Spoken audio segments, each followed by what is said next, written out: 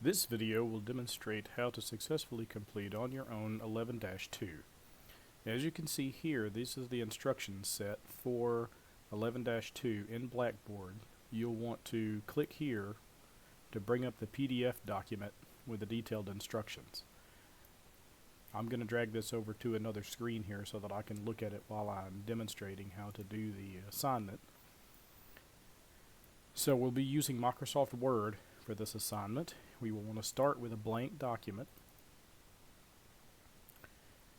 Step 1 says create a new document and then save it as instructions. So as in all of the other on your own, there's a particular naming convention that we're going to follow for the file, so you could ignore the instructions for namings for file names in the instructions.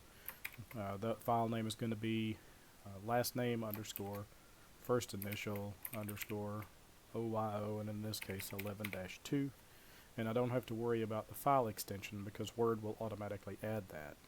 And I've got a folder on my desktop here that I have created in order to save these documents into. That way they're all in the same place and I know where they are. You may want to do the same thing.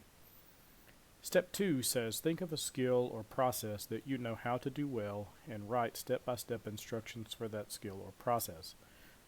For example, you could write instructions on how to knit a scarf, pack properly for a camping trip, change the oil in a car, or cook a specific dish, or describe an exercise or training plan, or how to play a complex game. So in this particular one, I am not going to write specific instructions. I will leave that up to you. I will just tackle it generically so we can get through the on your own instructions fairly quickly here in the video. I'm just going to put step 1, 2, and 3, but you can write those out according to the instructions, okay? Step 3 says at the beginning of the document, type the heading overview. So I'm just going to type the word overview here and then type a paragraph introducing your topic. Okay, you can actually type your paragraph there. Step 4 says in a new paragraph before your steps, type a heading for your set of instructions. Something like that. Format the two headings using the heading 1 quick style. So you can do this in 2 steps or you can do it in 1 step. I'm holding down the control key on my keyboard, which allows me to highlight non-contiguous text, and then I can go up here and click the quick style that it indicates, which is heading 1. Okay. Again, I held down control and that allowed me to select multiple pieces of text simultaneously to format them at one time, but you don't have to do that. You can highlight one and then select heading and then come down here and select the other one and select heading if you want to do that. Either way, you'll end up with the same result. Step 6 says change the theme to dividend. Okay, so to change the theme, we're going to go to the design ribbon, and here are the themes. You can click the little down arrow there, and I just happen to have dividend, the one it's asking for. So notice how it changes the font and the color, things like that. The second part of step 6 says, and then change the style set to lines simple. So if I click the little down arrow here, what it's asking for, you see how if I mouse over the tooltip comes up, and this particular one here says lines simple. That's what it's asking for.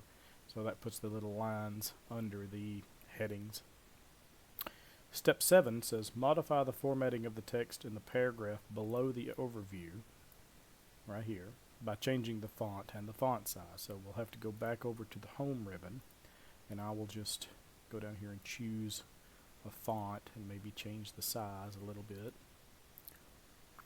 Okay, and then it wants us to create a new quick style named body text based on the formatting. So to do that, I'm going to click the little down arrow here on the quick styles box and say create a style, and here I can name it. In this case it wants us to name it body text. So now I notice that it's an option up here in the style box. And then step 8 wants us to apply this new quick style we created to the set of instructions below the second heading. So we're going to highlight those instructions and just select body text, and notice that it had numbers on it, but numbers aren't in the quick style, so it took those away, which is perfectly fine, and formatted it to match this introductory paragraph up here. Okay? Step 9 says insert a manual page break before the heading for instructions. So I'm going to position my cursor right before the word instructions and go to insert and page break. Okay, that creates another page. Step 10 says insert your name right aligned in the footer on all of the pages and then modify the footer so that it does not appear on the first page. Because we're already on the insert ribbon, the easy way to do that is just select footer here and blank, and I'm going to type in my name as instructed, but it wants it to be right aligned, so I'm going to flip back over to the home ribbon and select the right align button, which moves it over to the right side of the page. And then the only other thing that it wants is for it not to appear on page 1, and in order to accomplish that, we're going to go back to the design ribbon and select the different first page checkbox and then close header and footer. So you'll notice that on the first page here the footer does not appear, but on the second page it will appear, and any successive pages. That's what the footer and the headers are. It appears on every page. Okay? Step 11 says change the margins to the preset wide setting. So to do that, we're going to go to the layout ribbon, and here's the margins drop down, and the one it wants us to choose is wide.